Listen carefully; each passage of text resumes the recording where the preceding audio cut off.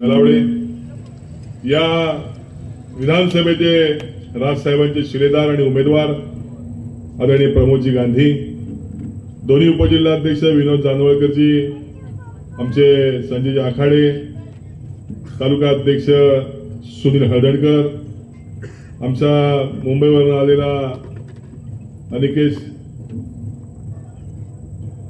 आणि आमच्या महिला सेनेच्या अनामिका हळदणकरताई, व्यासपीठावरील सर्व मान्यवर मंडळींनी, व्यासपीठासमोरील सर्व मतदार माता बंधू आणि भगिनींनो, तर सन्माननीय प्रकाशजी महाजन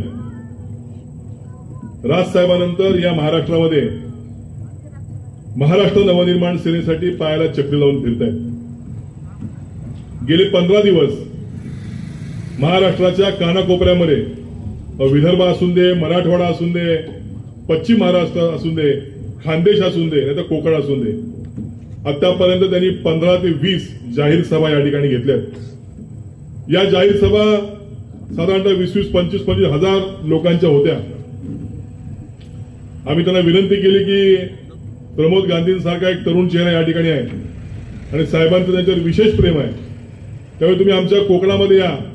भले 20-25 हजारची गर्दी नसेल, परंतु जी लोक आहेत त्यांना तुम्ही मार्गदर्शन करा, म्हणजे या मतदारसंघामध्ये परिवर्तन घडेल.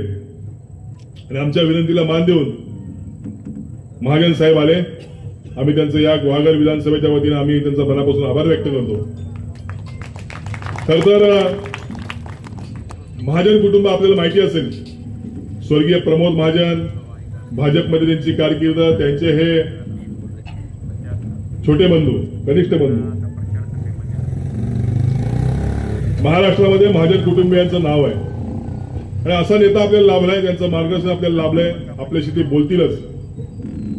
परंतु एकंदरीत आता आमची चर्चा चालू होती, महाराष्ट्रामध्ये फिरतायत आणि या महाराष्ट्रामध्ये परिवर्तनाचं जे वारं सुरू आहे, परिवर्तन जे घडणार आहे याची चर्चा ते गाडीत बसून माझ्याशी करत होते.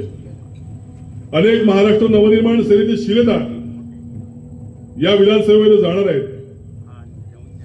गेल्या अनेक दिवसांपासून या महाराष्ट्रामध्ये जी परिस्थिती निर्माण झाली, या महाराष्ट्रामध्ये राजकारणाचा जो चिखल झालेला आहे आणि हा चिखल आपल्या इथल्या जनतेला आवडलेला नाही आणि म्हणून या निवडणुकीची लोक वाट पाहत होते इतके वर्ष.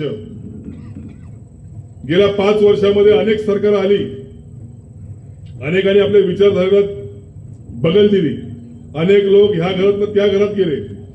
आपल्या या विधानसभा क्षेत्रामध्ये अनेक पक्ष बघितले आपण.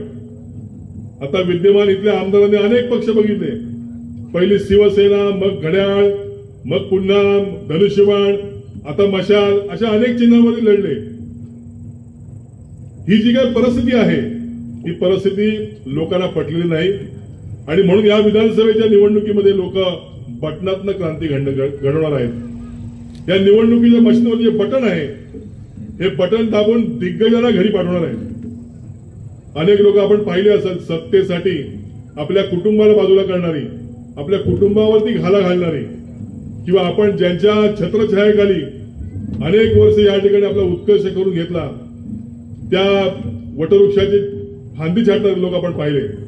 आणि म्हणून या सगळ्याचा वीट इथल्या सामान्य जनतेला आलेला आहे आणि म्हणून येत्या निवडणुकीमध्ये हे बटन दाबून परिवर्तन घडवणार आहेत आणि राजसाहेबांचे शिलेदार या सगळ्या विधानसभेमध्ये पाठवणार आहेत. बाबा, आता विचार करण्याची वेळ आलेली आहे. गेल्या 2.5 वर्षामध्ये यांनी हा गोंधळ आपल्या समोर घातला आणि त्याला लक्षात आलं की आपण हा गोंधळ घातलेला लोकांना पटलं नाही, म्हणून त्यांनी